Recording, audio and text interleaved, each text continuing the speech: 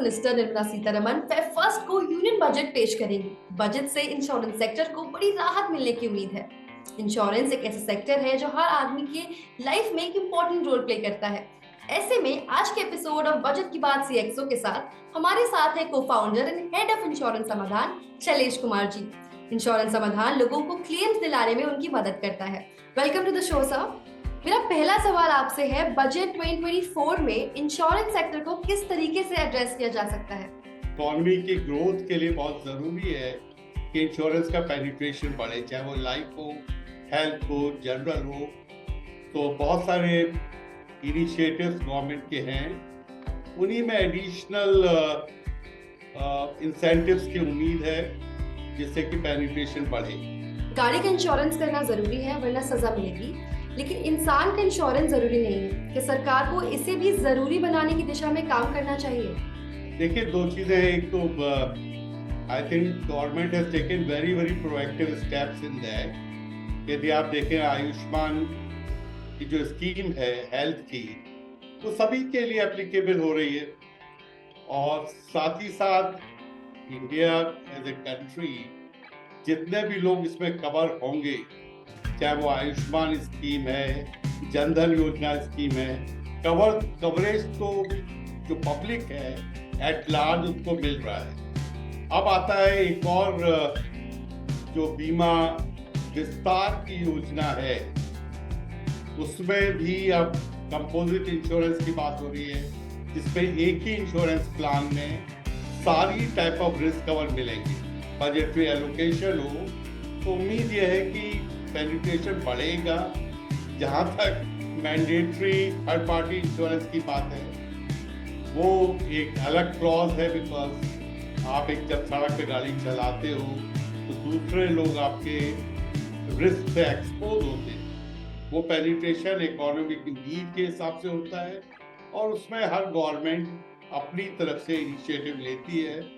और मुझे उम्मीद है कि इसके बारे में गवर्नमेंट सोचेगी और पेनिट्रेशन बढ़ाने के लिए जो आईआरडी स्कीम चला रही है उसके ऊपर ज़्यादा से ज़्यादा एनकरेजमेंट मिलेगी। What is the potential that budget has to shape the future of life insurance?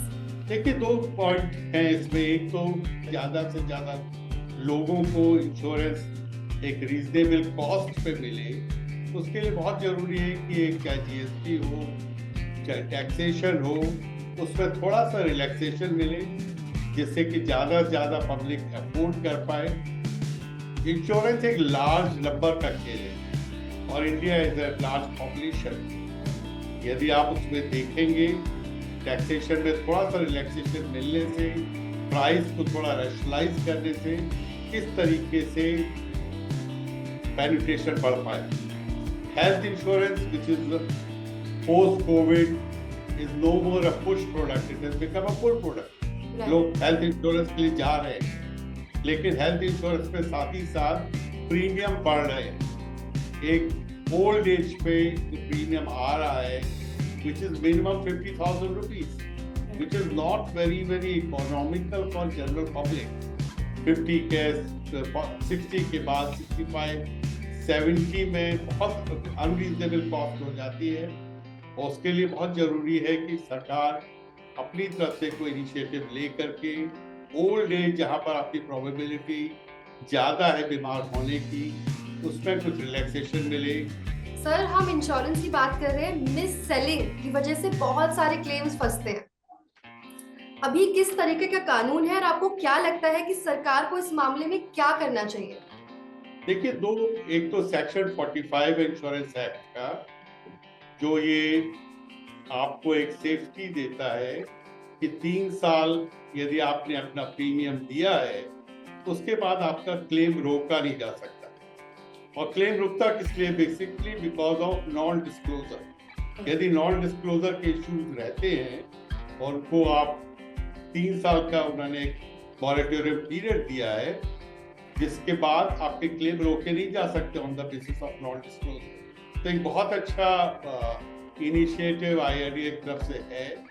कुछ ना कुछ होना चाहिए जिससे कि अवेयरनेस बढ़े, जागरूक लोग हों, और जागरूक होने से कस्टमर का भी फायदा है, इंश्योरेंस कंपनी का फायदा है, जितने ज्यादा ट्रेन प्रोफेशनल्स इसमें आएंगे उतनी ही मिस सेलिंग भी कम होगी, उतना ही फायदा इकोनॉमी को होगा और लोगों का फेथ इंश्योरेंस के लिए ज्यादा से ज्यादा बढ़ता जाएगा।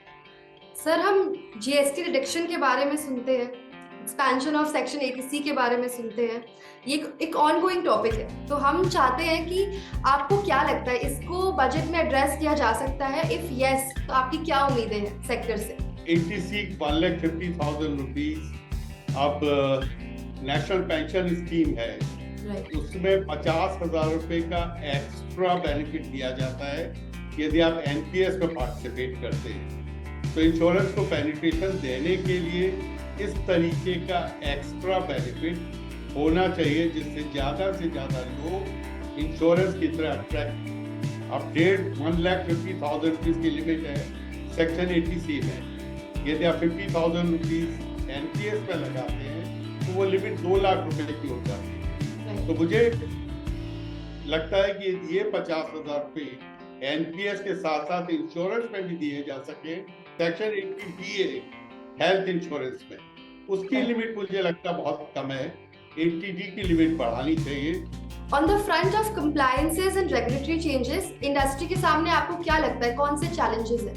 चैलेंजेस, सबसे बड़ा चैलेंज तो कंप्लायंस रिलेटेड जो है वो मिस सेलिंग की प्रॉब्लम है, क्योंकि जितने भी ट्रेन प्रोफेशनल्स अप्रोच करते हैं तो प्रॉब्लम नहीं आती। जहाँ पर लोग अवेयर नहीं होते तो ज्यादा से ज्यादा प्रोग्राम होने चाहिए टुवर्ड्स इंक्रीजिंग द अवेयरनेस। जब एक फैमिली को डेथ का या डिसेबिलिटी का, क्रिटिकल इलनेस का या बीमारी का प्रॉब्लम आती है तो वो सिर्फ एक ही लोग सफर नहीं करते, उसकी पूरी फैमिली सफर करती है। आज कोई आदमी मिडिल क्लास है और मिडिल क्लास से वो लोअर इनकम में आ जाता है बिकॉज ऑफ वन इम्पैक्ट। तो आपकी जो बिलो पॉवर्टी लाइन है या आपका जो लो इनकम स्ट्रेटा है उसके नंबर बढ़ते हैं।